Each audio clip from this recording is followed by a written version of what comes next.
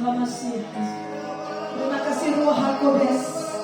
Engkau Roh Kudus yang ada di tengah-tengah kami. Engkau beracara di tengah-tengah kami malam hari ini. Terima kasih Tuhan. Dan kami percaya saat hamba-Mu si Bulas menyampaikan firman-Mu, lebih lagi Engkau bekerja melalui kebenaran firman malam hari ini, sehingga firman yang kami dengar sungguh-sungguh menerobos hati setiap kami, memulihkan hati kami, membongkar setiap dosa umat-Mu, membawa pemulihan bagi setiap kami yang mendengarkan. Dalam Adonai Yesus HaMashiach, kami berdoa dan kami mengucap syukur dan kami siap mendengarkan firman.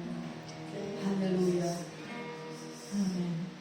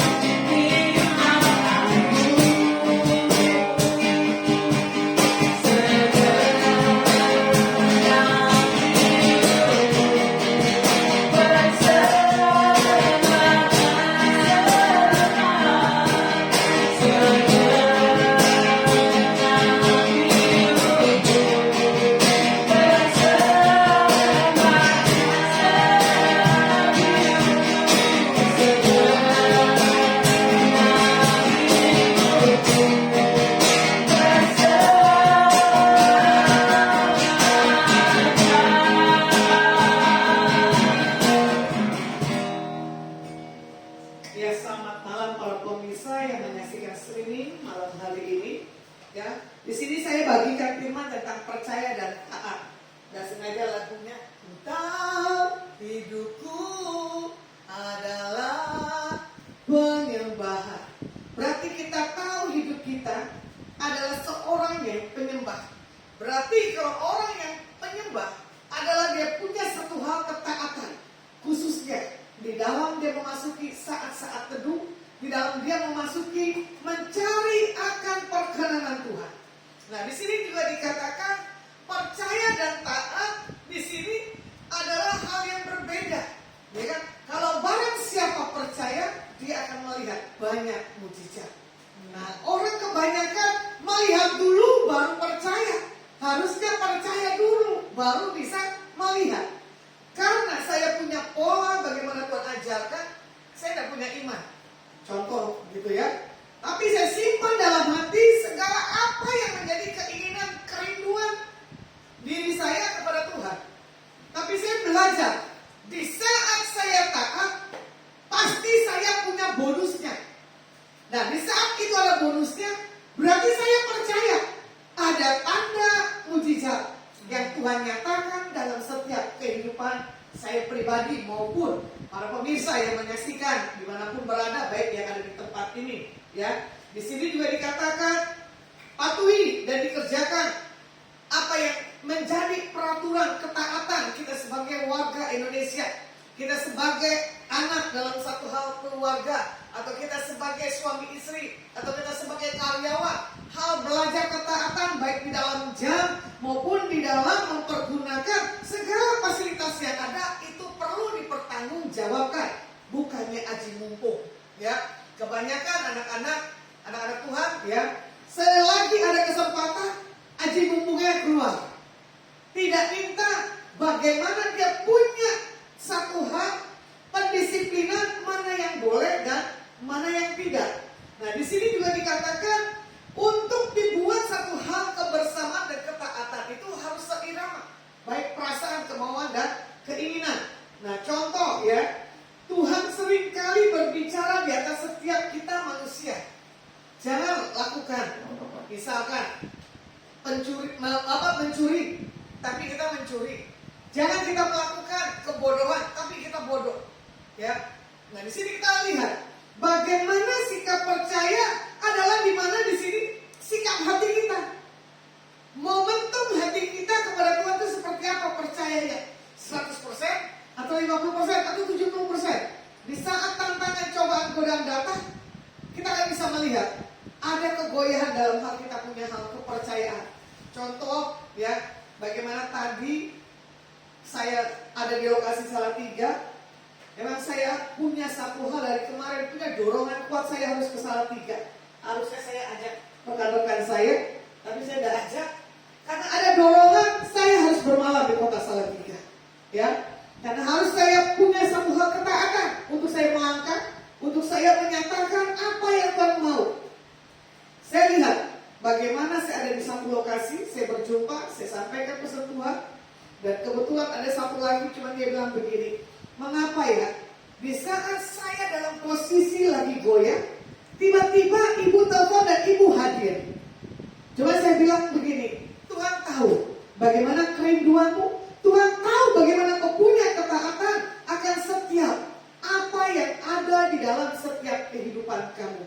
Ya, nah di sini Bapak ini sharing cerita, bagaimana di situ dia punya satu hal hak. Ya, haknya diambil oleh orang tuanya. Bagaimana dia tidak bisa bergerak dengan cara yang dia tidak mengerti dengan menapai 3 anaknya.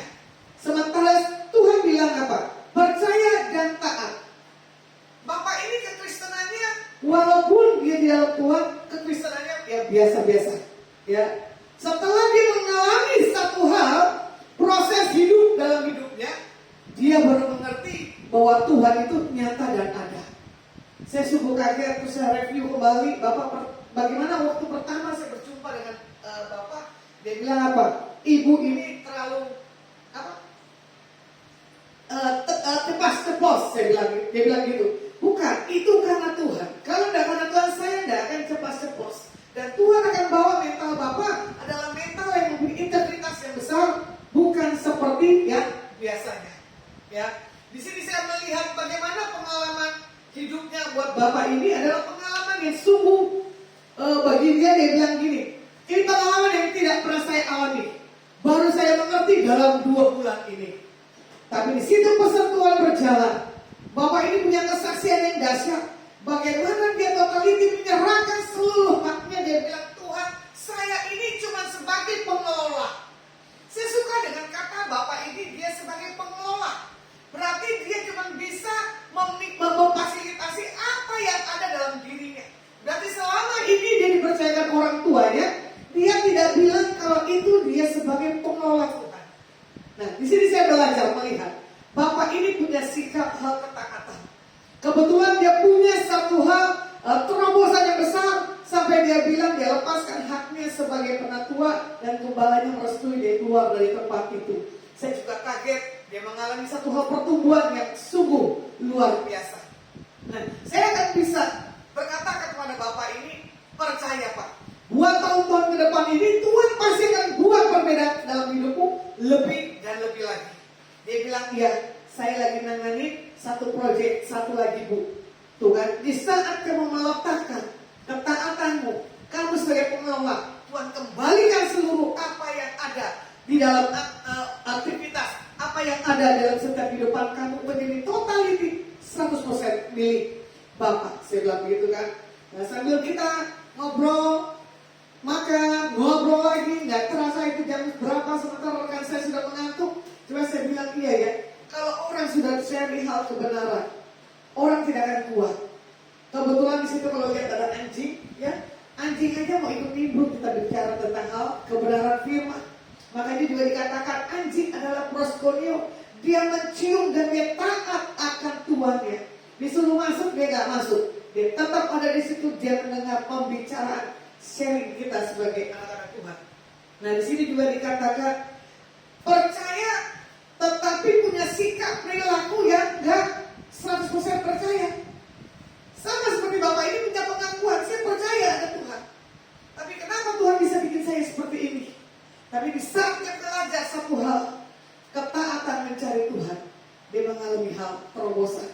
Makanya kalau Tuhan izinkan waktu ke depan, ya saya udah bilang sebulan sekali atau sebulan 2 kali kita ke Salatiga bikin ibadah di rumahnya. Saya bilang rumahnya jangan stop sampai di sini. Biar api gelora kesukaan menyukakan hati Tuhan tetap ada di rumah itu, dan rumah itu pasti akan diberkati oleh Tuhan. Nah di sini juga dikatakan taat berbeda dengan takut. Ya, kalau kita taat berarti kita tidak punya satu hal ketakutan. Tapi kalau kita takut berarti kita tidak punya hal ketaatan. Berarti kita apa? Masih kompromi. Ya, di sini Tuhan minta untuk kita tidak percaya kepada hal-hal yang membuat kita ini takut. Mengapa kita takut kepada segala sesuatunya? Sementara Ayub katakan apa? Apa yang kau takutkan? Apa yang aku takutkan? Itulah yang terjadi. Ya, jadi kalau kita takut, lemahlah kita punya kekuatan. Itu benar kan saya katakan. Makanya kita perkuat hidup kita perkuat dalam segala aktivitas kita dalam setiap hari-hari kita yang ke depan. Nah, di sini juga dikatakan di Filipi 2 dan ayat ke-8. Dalam keadaan sebagai manusia, ia telah merendahkan dirinya dan taat sampai mati, bahkan sampai mati di atas kayu salib. Bagaimana kita belajar tentang figur Tuhan Yesus waktu dilahirkan, waktu ada di satu hal komunitas, waktu dia punya pendewasaan, dia menyampaikan apa yang visi misi Tuhan dan misi Tuhan, walaupun dia tolak, walaupun dia dianiaya, dia tetap taat karena dia tahu dia diutus Tuhan, pasti ada kesanggupan, pasti ada kemampuan untuk dia lakukan, kerjakan hal-hal yang sama seperti Tuhan Yesus lakukan di muka bumi. Tapi kenapa kita sebagai manusia, ya, kita meyakini ada Tuhan Yesus, tapi kita lemah. Kebetulan juga saya tadi layani juga konseling, ya. Orang ini seorang sarjana psikologi, tapi mentalnya rada terganggu karena kehilangan belahan jiwanya. Dia merasa disayangi. Dia membangkitkan satu citra diri dalam dirinya, dia tidak bisa. Karena apa? Merasa hidupnya ini hampa, tidak berguna. Nah inilah dia. Orang yang punya kekosongan adalah orang yang tidak mempunyai satu hal integritas di dalam Tuhan. Sementara di masa kecilnya melayani pekerjaan Tuhan.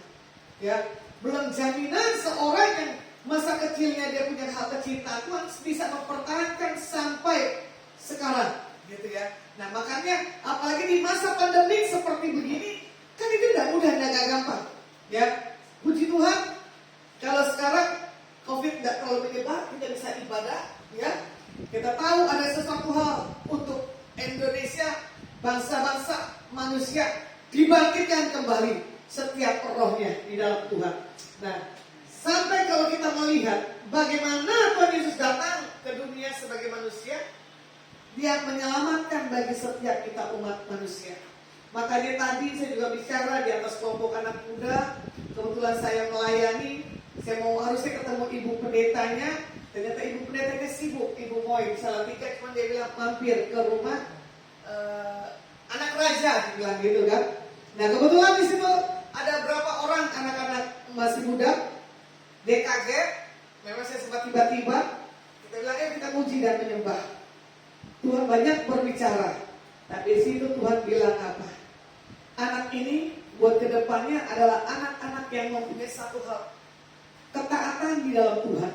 Pendisiplinan yang dibuat oleh gereja di tempat itu adalah pendisiplinan yang benar-benar ketat.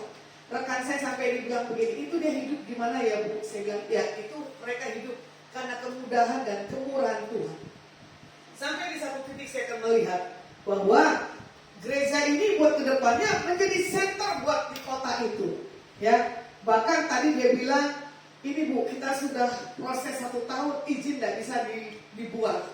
Saya cuma bilang, mari, mana? Saya akan telepon, biar Tuhan punya percepatan untuk proses pembangunan, biar anak-anak ini mengalami satu hal kenyamanan di dalam hal tempat tinggalnya.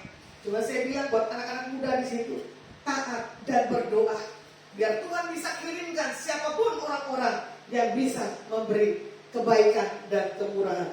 Nah, di sini kita belajar lihat lagi bagaimana kita sebagai anak-anak Tuhan diwajibkan untuk kita menjauhi akan setiap larangan-larangan yang Tuhan perintahkan bagi setiap kita anak-anak Tuhan.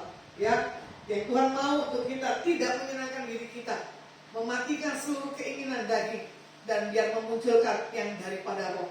Makanya dari kemarin dan tadi saya bilang gini, kalau orang yang mau dipakai Tuhan, totality dagingnya harus mati. Karena apa? Biar roh yang dari Tuhan yang membuat sesuatu hal perbedaan dalam hidup kita, kita bisa mendapatkan pesan-pesan Tuhan yang dahsyat.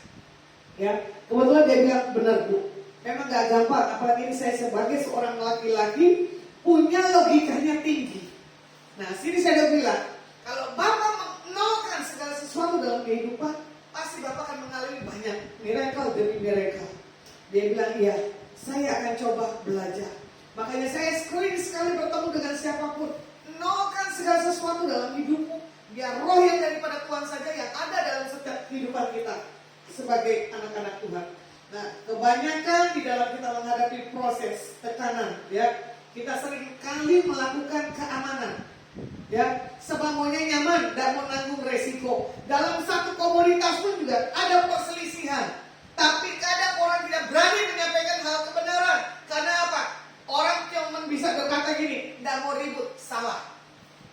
Ya, masalah ribut tidak ribut itu tidak masalah.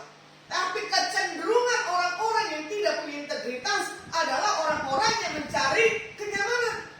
Cari lagi pembenaran di sana sini, cari lagi pembenaran di sana di sini. Harusnya nggak usah cari pembenaran.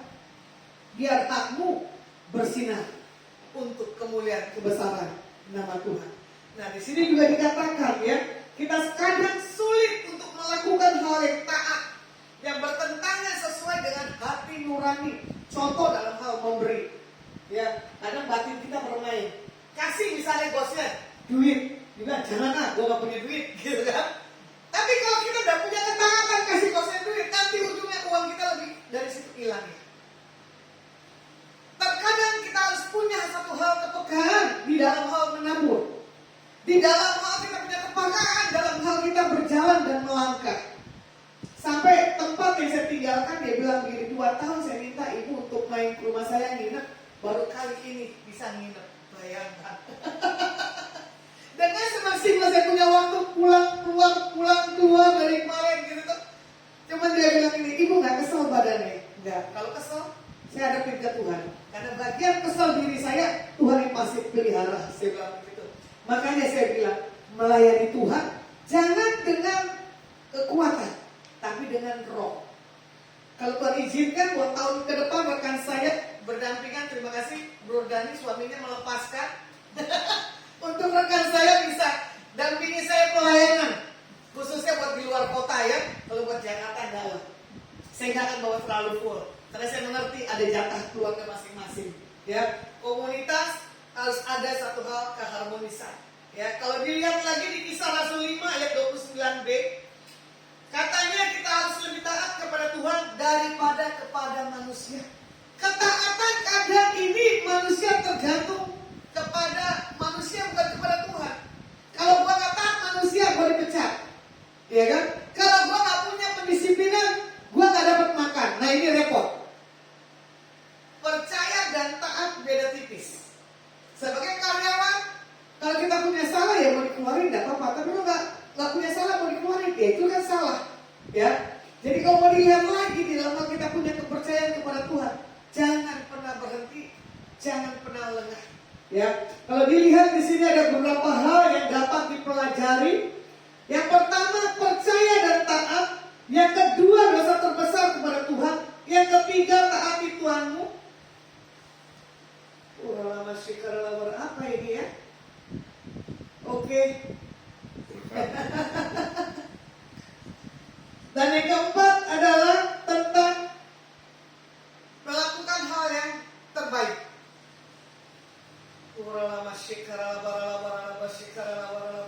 Sebentar, Jesus.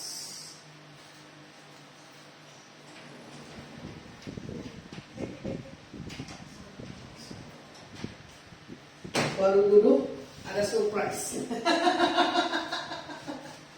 Aduh Tuhan baik. Saya pikir itu siapa? Tuhan bawa segala sesuatunya untuk miracle demi miracle, ya. Nah, kalau saya mau bahas berapa hal yang dapat kita pelajari percaya dan taat di Daniel 3 ayat 16 dan 18. Bagaimana di sini kisah Sadrak, Mesak dan Abednego masuk dalam perapian, ya. Bagaimana di sini perhadapkan kepada situasi yang sulit yang harus menyembah kepada Tuhan yang lainnya. Sama aja Tuhan yang lainnya sama juga dengan bos. Kalau kita tidak mencari muka, kalau kita tidak mengambil hatinya, pasti kita dipecat, ya kan? Itu namanya apa? Ketaatan dalam hal ketakutan. Nah, coba boleh saya melihat siapa yang menyaksikan streaming? Waduh, ini anak tulisannya bagus gede-gede. Sip.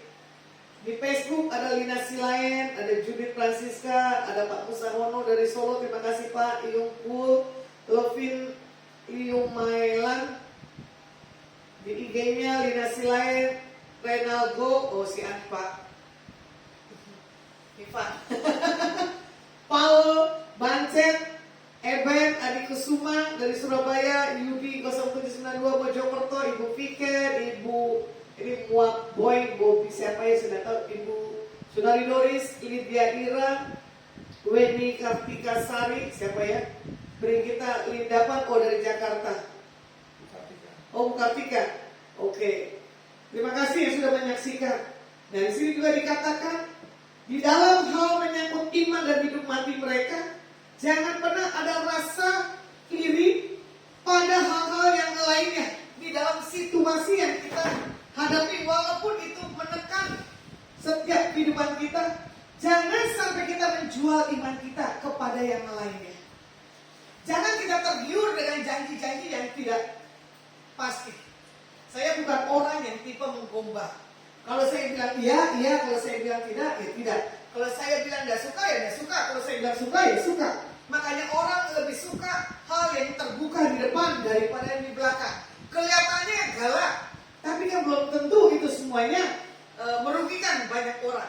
Jadi di sini di dalam hal ketaatan, di situasi sulit yang mengancam kehidupan bagaimana Sadrak dan Abednego, di sini diperlihatkan bagaimana dari ketiga orang ini untuk mempertahankan siapa Tuhannya, ya kan, dan tidak mau menyembah kepada Tuhan yang lainnya. Nah, di sini saya suka, dan mereka tetap memegang dan mempertahankan iman mereka sampai akhir, sampai Tuhan hadir, ya, sampai Tuhan membuat mukjizat yang tidak lazim terjadi di perapian yang paling panas. Nah, di dalam hal keadaan Walaupun mudah dibuka longgar, tapi jangan lengah. Ya, taati seluruh protokol kesehatan.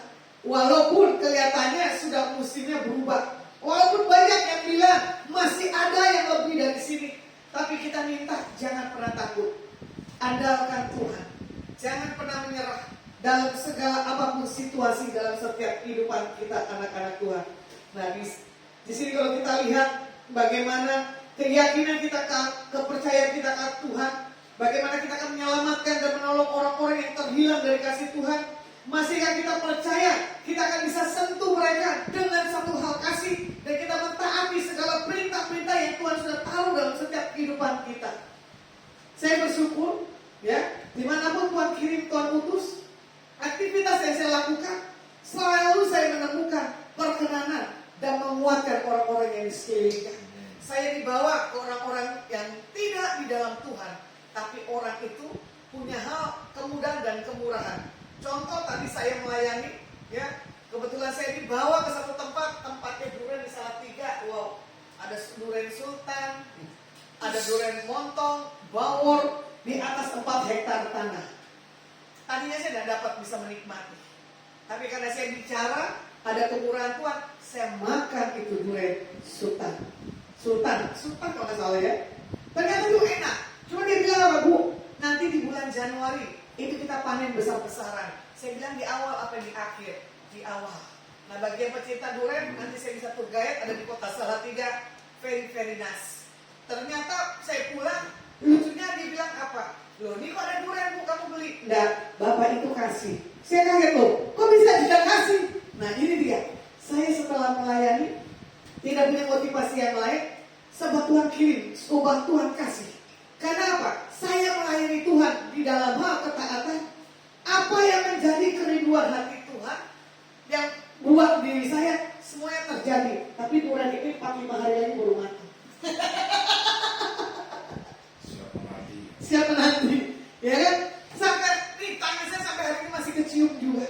Sampai rekan saya bilang begini, betul ya Bu, 2 hari saya jalan dengan kamu, saya melihat miracle dalam setiap apapun.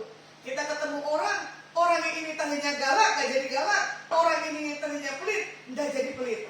Contoh, tadi saya servis son, ya kan? Harusnya terima mahal. Saya negosiasi, tidak punya keringanan biaya. Dia bilang gini, iya, orang pakai mobil, dia bilang bukan mobilnya. Saya bilang, orang tahu dari setiap perkataan. Kalau dia bohong, dia akan menuai segala apa yang dia lakukan hal kebohongan. Makanya, segala transaksi, segala apapun setiap kehidupan kita miliki power ilahi daripada Tuhan. Bisa kita bertemu, bisa kita berjumpa, ada yang tidak mungkin kita kerjakan, Tuhan bisa lakukan. Saya bangga, ya. Kami bangga memiliki Allah seperti-Mu. Kami bahagia menjadi milik-Mu. Kami pujikan, kami agukan, kami tinggikan. Nadanya terlalu tinggi. Jadi kami bangga sebagai anak-anak Tuhan, punya hal ketaatan. Jadi dosa yang terbesar kepada Tuhan, Yohanes 3 ayat 36, ya. Bagaimana di sini juga dikatakan, barang siapa percaya kepada anak, ia beroleh hidup yang kekal. Tetapi barang siapa tidak taat kepada anak, ia tidak akan melihat hidup, melainkan murka Tuhan tetap ada di atasnya. Nah, Tuhan minta jangan ada sesuatu hal untuk kita melupakan dan kita taat kepada Tuhan. Jangan sampai Tuhan murka atas apa yang sudah kita perbuat dalam setiap kehidupan kita. Tidak taat kepada Tuhan berarti tidak percaya kepada Tuhan. Tidak percaya berarti meragukan kredibilitas Tuhan dalam setiap kehidupan kita sebagai anak-anak Tuhan. Nah, di sini juga dikatakan taat yang ketiga, taati Tuhanmu yang di dunia. Di Kolose 3 ayat 22 sampai 24. Hai hamba-hamba, taatilah Tuhanmu yang di dunia ini dalam segala hal. Jangan hanya di hadapan mereka saja untuk menyenangkan mereka, melainkan dengan tulus hati karena takut akan Tuhan. Apapun juga yang kamu perbuatlah dengan segenap hatimu, seperti untuk Tuhan dan bukan untuk manusia. Kamu tahu bahwa dari Tuhanlah kamu akan menerima bagian ditentukan bagimu sebagai upah. Kristus adalah Tuhan dan kamu hambanya. Jadi kita harus belajar taat kepada siapapun, harus dengan tulus dan murni hati. Orang yang tulus murni hatinya, dia akan memiliki satu hal sukacita.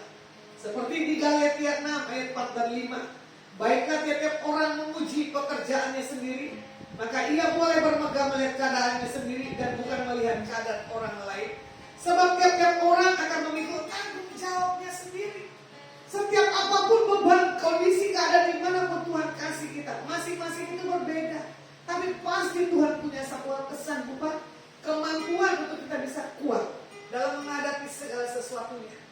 Kalau dilihat Yakobus 1 ayat 22, tetapi hendaklah kamu menjadi pelaku firman dan bukan hanya pendengar saja, sebab jika tidak demikian kamu menipu diri sendiri. Kebanyakan orang tahu Alkitab, kebanyakan orang tahu hal kebenaran, tapi belum tentu melakukan kredibilitas yang daripada Tuhan. Ini loh yang saya katakan berulang-ulang. Karakter harus kuat. Karunia tanpa karakter yang kuat, semua sia-sia. Semua akan menjadi batu sandungan. Dan miliki satu hal, perubahan, pertobatan, totality. Dari ujung rambut sampai ujung kaki. Dan kita harus memuliakan Tuhan dalam segala hal kehidupan kita. Nah, di sini juga dikatakan 1 Petrus 1, 14 dan 15. Hiduplah sebagai anak-anak yang taat dan jangan turuti hawa nafsu yang menguasai kamu pada waktu hal kebodohanmu. Kadang kalau kita melihat kita di dalam setiap kebodohan, kita melanggar perintah-perintah Tuhan, pasti kita akan membuat satu hal kebodohan demi kebodohan. Tapi kalau kita punya satu hal ketaatan, kalau kita punya satu hal perubahan, kita menjadi dikuduskan dan kita akan menerima dan memanggil nama Tuhan dengan nama yang dahsyat dan tidak mempermainkan nama segala nama. Dan di sini juga dikatakan percaya harus sejajar dengan ketaatan. Jadi seperti timbangan, ya, jangan ada yang naik, jangan ada yang turun. Nah, di sini juga dikatakan orang yang percaya kepada Tuhan Yesus, maka di sini juga dikatakan kita harus seluruhnya taat kepada Alkitab. Karena patokan kita adalah Alkitab. Katakan ya di atas ya, katakan tidak di atas tidak, selebihnya itu daripada iblis. Nah, saya rangkum di sore hari ini bagaimana pengertian percaya dan taat harus berjalan bersama, tidak bisa dipisah-pisahkan. Ya, sebagai orang percaya, kita mengaku Tuhan Yesus adalah Tuhan dan Juru Selamat. Kita percaya kita disempurnakan karena kita memiliki satu hal, ketaatan. Dan kita akan bisa melihat bukan hanya keluar dari mulut saja, tetapi kita punya stika dan perbuatan yang mencerminkan apa yang Tuhan menyatakan dalam setiap kehidupan kita. Makanya orang bisa melihat, ya, orang bisa tahu siapa pribadi kita. Kita ini orang yang kuat di dalam Tuhan atau orang yang lemah. Orang ini adalah orang yang berimbang atau orang yang pasti. Saya bersyukur saya punya nada suara begini. Selalu saya bertemu dia bilang begini, ibu pasti ini pendeta. Saya kaget, kenapa kamu harus bilang begitu? Karena apa? Ibu ini saya lihat tegas. Ibu saya lihat bicaranya hal berbeda, baik orang di dalam Tuhan maupun tidak. Sama seperti Yesus, dimanapun dia diutus, dia belajar percaya dan taat. Saudara-saudaranya adalah orang-orang yang di sekelilingnya, yang melakukan apa yang menjadi hak, apa yang menjadi keputusan Tuhan dalam hidupnya. Tuhan Yesus bisa menjadi orang biasa, dan dia bisa menjadi 100% Tuhan. Karena dia adalah yang diutus oleh Bapa di surga untuk menyatakan figur yang sederhana. Jadi saya suka dengan gaya Yesus adalah gaya lintas, gaya yang bisa masuk di berbagai macam situasi dan keadaan. Nah, di sini juga dikatakan di dalam firman dapat banyak belajar mengenai percaya dan taat. Nah, kalau dilihat tokoh-tokoh Alkitab, ya, Sadrak, Mesak, dan Abednego, Yusuf, ya kan, bagaimana kita melihat lagi wanita pendarahan. Dia kalau punya satu hal ketaatan dalam dirinya, cuma dia berkata, asal ku jamah jubahmu Tuhan aku sembuh. Weh, cuma pegang jubah aja dia bisa sembuh. Dia belajar punya kuasa perkataan. Ya, kadang juga orang bilang begini, kemarin ada kesaksian, saya asal pegang aja tanganmu Bu, saya pasti ada sesuatu hal impresi atau transfer yang begitu menguatkan. Saya cuma kaget. Bu, bisa nggak bajunya? Saya minta. Karena apa? Biar urapannya katanya mengalir. Saya tertawa. Baju aja saya pengen minta. Sementara pengurapan itu datangnya dari Tuhan. Ya, tapi tidak apa-apa kalau dia itu meminta, karena sesuatu hal dia pingin kali. Ada orang yang berani berbicara, ada orang yang tidak apa yang saya miliki. Ya, nah sini kalau ibu saya yang di belakang orang yang malu sebelum dimulai. Dan dimulai, tapi sudah dimulai tidak berhenti bicaranya. Benar nggak? Gak bisa ngerem. Makanya kita bilang mau ajak makan, mau enggak? Boleh aja. Kalau nggak diajak, nggak akan mau. Kalau nggak ditelepon, nggak akan telepon. Bagus sih. Banyak kan orang nelfon saya hal yang sia-sia. Dia kan ngegosip lah, nggak sharing, itu paling saya lelah. Tapi kalau membuat satu hal sharing, yang membuat satu hal kebangkitan, saya bisa bergadang. Ya, kemarin sempat hari apa ya, hari Sabtu, saya setelah streaming, saya tidur jam 4 pagi. Saya doa sebentar, saya bangun lagi, saya kaget sudah menunjukkan jam 6. Saya bilang, aduh Tuhan, terlalu lelahnya. Ampuni kalau saya tidak punya ketaatan di dalam hal jam-jam doa. Kadang orang juga bisa melihat waktu-waktu yang saya habiskan. Kadang saya tidak bisa tidur total. Dia bilang, kamu pasti begadang ya? Iya, kalau Tuhan bawa saya begadang, saya cuma bilang gini, suka-sukanya Tuhan aja. Kalau orang bilang, kalau tidur kurang dari 8 jam, apa usus pencernaannya rusak ya?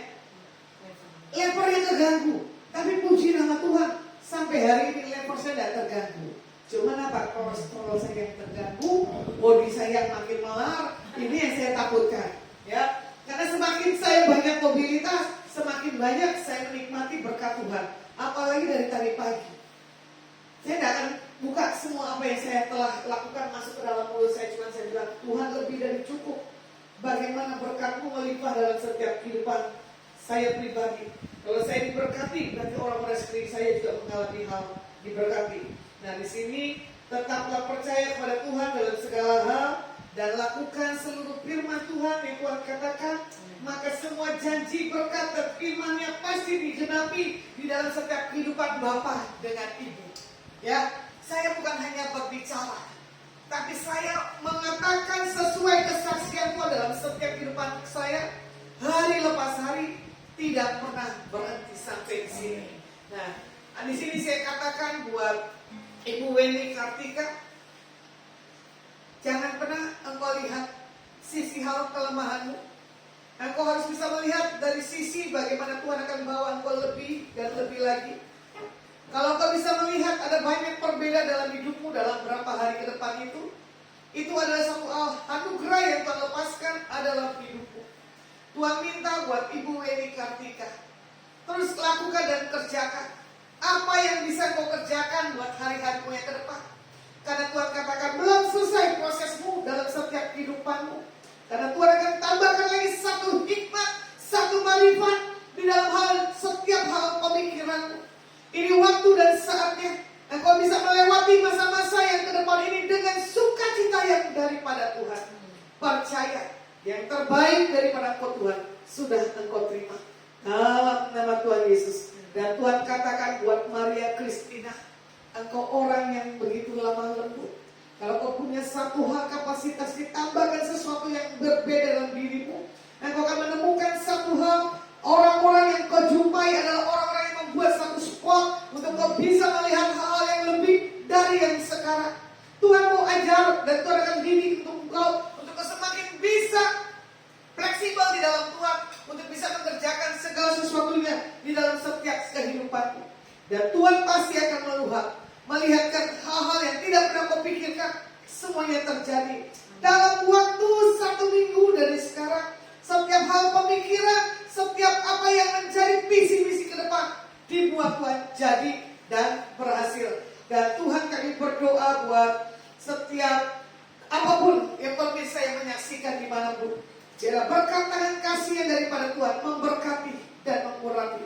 Hamba-Mu selesai berbicara, biar yang terbaik kasih anugerah melimpah bagi setiap mereka. Biar di masa-masa sekarang iman kami percaya kepada Engkau tidak gugur. Semakin kami taat, semakin berkat di depan mata sudah kami terima dengan iman. Di dalam nama Tuhan Yesus kami berdoa dan mengucap syukur Tuhan. Haleluya. Amin. Kita akan doa sapaan sekunder untuk tadi. Lagu apa? Aku adalah yang besar.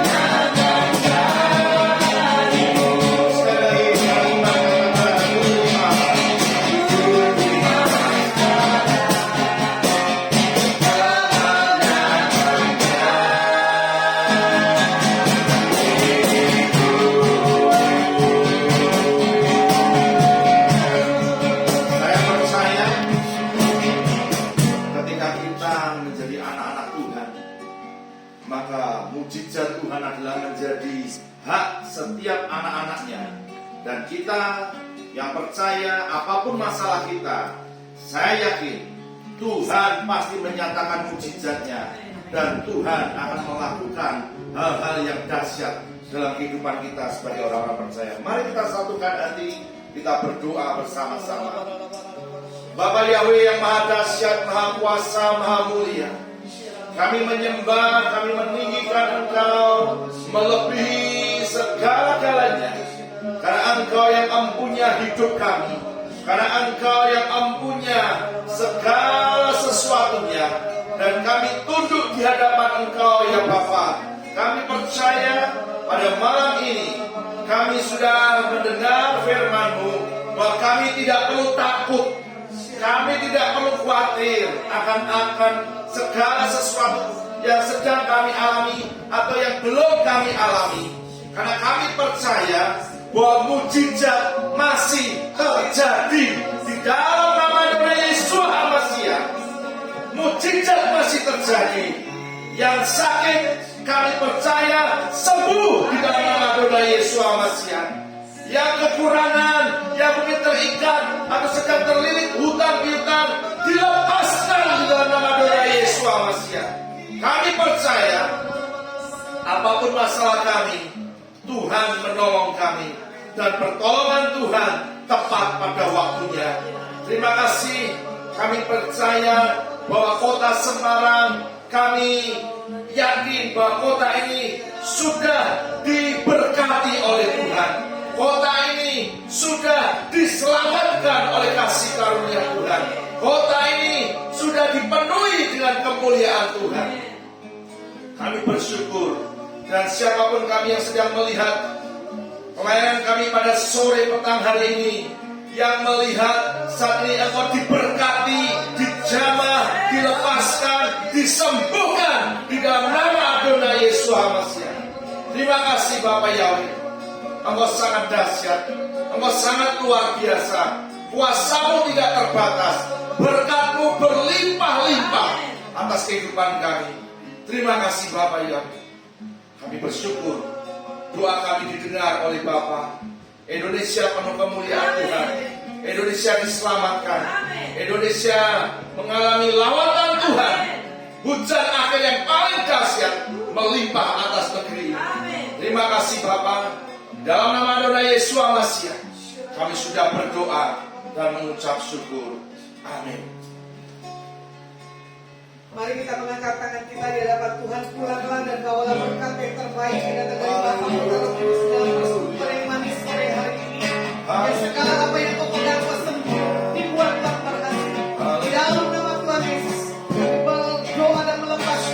kebaikan dan kemurahan Tuhan. Apapun pergumulan, apapun yang menjadi hal keinginan daripada umatmu, dibuat Tuhan. Tugaskan tangan ajaib yang sudah terima berkat sama-sama katakan amin. Amin. Haleluya.